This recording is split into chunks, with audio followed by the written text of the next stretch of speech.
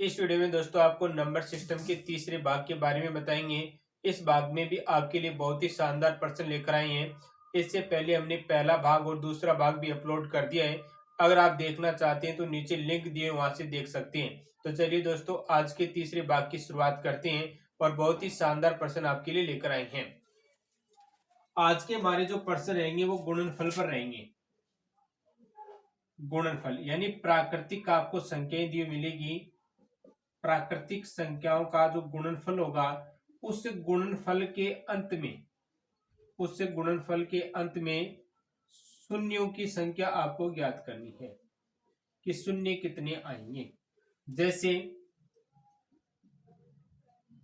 जैसे मैं आपको एग्जांपल बता रहा हूं, 1 × 2 × 3 × 4 × 5। ये मान लीजिए प्राकृतिक संख्या इस प्रकार से चल रही है।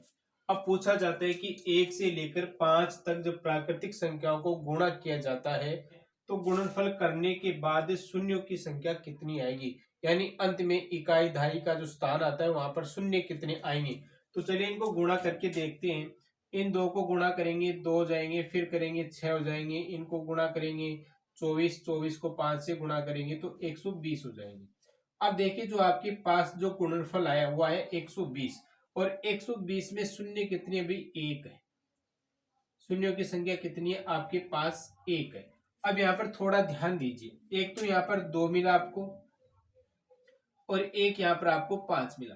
अगर 2 को जैसे ही आप 5 से गुणा करते हैं तो आपके पास 10 आते हैं। तो कहने का अर्थ यही होगा कि जो भी गुणनफल होगा उसमें 5 और 2 का जो जोड़ा बन रहा है वो कितनी बार आ रहा है, यानी 2 का और 5 का जो एक संयुग बन रहा है, जो जोड़ा बन रहा है वो कितनी बार आए उतने ही शून्य अंत में आएंगे। इसके अलावा देखिए क्या बचा, 3 और 1 4 बचा। 3 को जैसे आपने 4 से मल्टीप्लाई किया, क्या आया भाई 12, और 2 को 5 से गुणा करेंगे तो यहां से आपके पास शून्य आ जाएगा। देखिए ये आ गया शून्य। तो इस प्रकार आपको बताना होता है कि प्राकृतिक संख्याओं को अगर लगातार गुणा किया जाता है तो अंत में कितने शून्य आएंगे। ऐसे प्रश्न हम आपको यहाँ पर बताएंगे। तो चलिए वीडियो की शुरुआत करते हैं। आज का पहला प्रश्न है,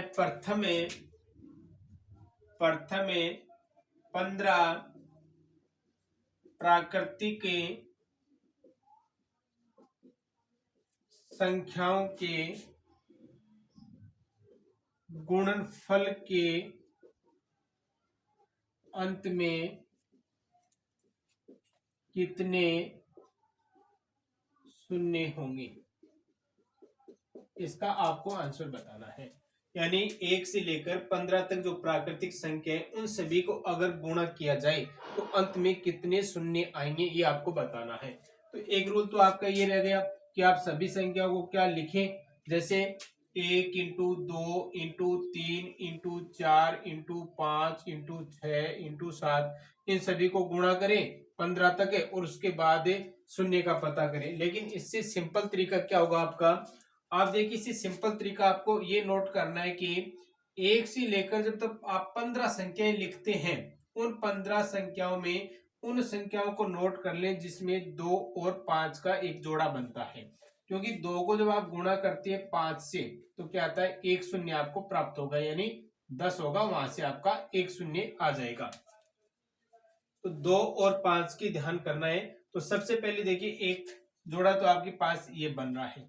उसके बाद देखिए आप सीधा चले जाइए, 8 भी नहीं होगा, 9 भी नहीं होगा, यानी 10 पर काउंटिंग कीजिए। जो 10 होगा उसमें भी एक 5 आएगा, यानी आप 10 को लिख सकते हैं 5 × 2, एक ही हो जाएगा। 10 है वो आपका 2 × 5 होगा। तो आप 2 तो कम से कम आने ही है, तो आप 5 को ध्यान में रखिए कि 5 कहां पर आ रहा है। उसके बाद 5 है वो 15 में आ जाएगा, तो 15 को आप क्या लिख सकते हैं, 3 × 5 लिख सकते हैं। अब आपको पूछा क्या गया, अभी देखो 15 तक ही पूछा गया। तो एक तो ये हो गया, एक हो गया आपका 10 में 5 और एक हो गया आपका 15 में 5, यानी 5 वो कितनी बार दिखाई दे रहा है, 3 बार। क्यों, 2 तो आ ही जाएंगे, क्योंकि यहाँ पर 2 है वो यहाँ पर आ जाएंगे, आपको यहाँ पर मिल जाएगा 2, उसके बाद यहाँ पर भी 2 मिल जाएगा। 2 तो बहुत सारी बार आ जाएंगे, लेकिन आपको ज्यादा से ज्यादा देखने की 5 कितनी बार आ रहा है। तो 5 यहाँ पर कितनी बार आ रहा है, 5 है वो 3 बार आ रहा है। तो कहने का अर्थ है कि प्रथम 15 प्राकृतिक संख्याओं के गुणनफल के अंत में कितने शून्य होंगे, तीन शून्य होंगे। कितने शून्य होंगे? 3 शून्य होंगे। इसी प्रकार से मान लीजिए ये संख्या यहाँ पर 15 ने होकर 25 होता। अब बताइए, तो 25 में देखिए एक तो ये हो जाता 5, एक 5 तो स्टार्टिंग हो जाता, एक 10 का 5 यानी 2 इंटू 5 हो जाता। एक जैसे अब आपके पास 15 है तो 15 का 3 इंटू 5 हो जाएगा। 20 पर चले जाओ, 20 में भी क्या होता है भाई, 4 इंटू 5 हो जाएगा। उसके बाद 25 में भी क्या होगा, 25 में 5 इंटू 5 होगा। अब यहाँ पर ध्यान देखिए, 5 इंटू 5 होगा 25 में, 2 बार 5 आ गया। अब 5 कितनी बार है भाई, 1 2 3 4 5 और 6 बार आ गया। तो यानी 2 तो आपको मिल ही जाएंगे, 2 यहां से ले लेना, 2 यहां से, 8 के भी 2 जाएंगे, तो 2 की तो कोई कमी नहीं रहेगी। तो आप 5 की काउंटिंग कर ले कि 5 ज्यादा से ज्यादा कितनी बार है। तो 5 यहाँ पर कितनी बार आ गई भाई, 6 बार, 1 2 3 4 5 6। तो कहने का अर्थ है अगर 1 से 25 तक की संख्याओं का गुणनफल आप करोगे तो अंत में आपको कितने शून्य मिलेंगे, अंत में आपको 6 शून्य मिलेंगे। तो इस प्रकार आप बता सकते हैं कि शून्यों की संख्या क्या आएगी। जब आपके पास कोई बड़ी संख्या आ जाए, जैसे आपके पास 100 आ गया, अब बताइए कि 100 तक की सभी संख्याओं को गुणा करेंगे तो शून्य कितने आएंगे, 1 into 2 into 3 into 4 into 5 into 6 into, इस प्रकार से आपको 100 तक क्या करना है, गुणा करना है। तो अंत में शून्य कितने आएंगे, शून्य शून्य कितने आएंगे, ये आपको बताना है। तो सिंपल सा तरीका है, देखिए आपके पास संख्या कितनी है, प्राकृतिक संख्याएं वो 100 है।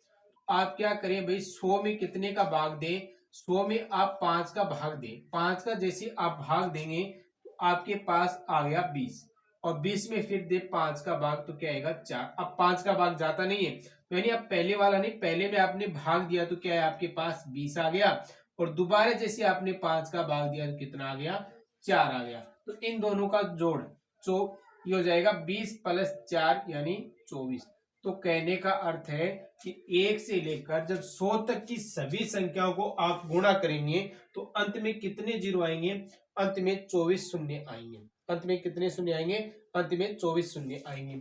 चलिए 50 लेते हैं, 50 आ गया आपके पास। अब बताओ भाई अंत में कितने शून्य आएंगे, तो देखिए सीधा से 5 का भाग दीजिए, कितनी बार गया, 10 बार, और फिर 5 का भाग दीजिए, कितनी बार गया, 5 का भाग 2 बार गया। तो ये तो आपको लेना नहीं है पहले वाला, तो यहाँ पर देखिए पहले तो 10 है और फिर कितनी बार, 2 बार, तो ये टोटल क्या हो जाएगा, 12।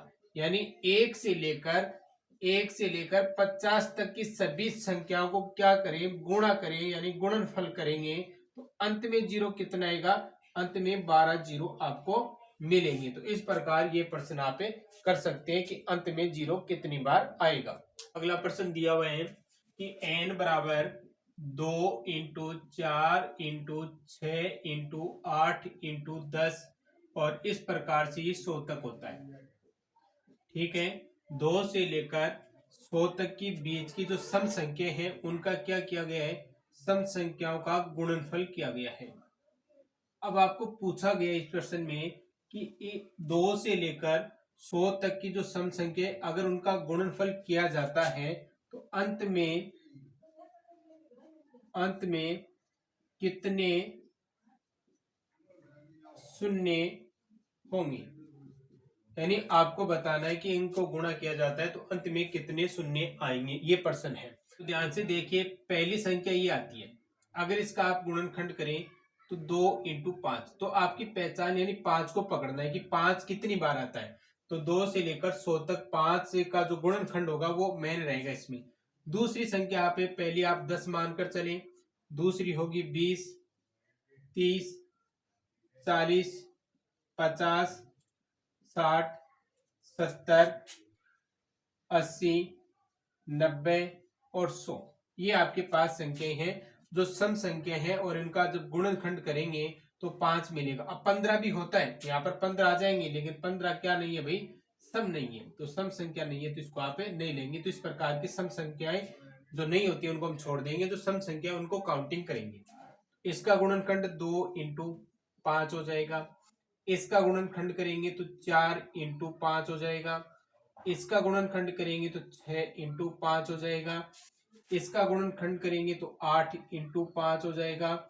और यहाँ पर 10 × 5, देखिए आप 10 का क्या कर सकते हैं, आप 10 का ऐसा कर सकते हैं 2 × 5, यानी 5 दो बार आ गया यहाँ पर। 60 का आप 12 × 5 कर सकते हैं। और 70 का आप क्या कर सकते हैं भाई, 14 × 5 हो जाएगा। और उसके बाद 80 का क्या हो जाएगा, 16 × 5 हो गया। और 90 का 18 × 5 हो जाएगा। अब बचता है आपके पास 100, तो 100 का आप क्या लिखे भाई, 2 × 5 और 2 × 5, यानी 10 × 10 20 हो जाएगा। अब काउंटिंग कीजिए कि 5 कितनी बार है। 1 2 3 4 5 6 7 8 9 10 11 और 12। तो 5 कितनी बार आ रहा है, 5 है वो 12 बार आ रहा है, यानी कितनी बार, 12 बार। तो यानी जो संख्याओं का आप गुणनफल करेंगे तो उस गुणनफल के अंत में कितने शून्य होंगे, 12 शून्य होंगे। यानी सभी संख्याओं को जब गुणा किया जाता है, 2 से लेकर 100 तक की संख्याओं को गुणा किया जाएगा, तो गुणा के जो गुणनफल आएगा उसके अंत में कितने जीरो होंगे, उसके अंत में 12 जीरो होंगे।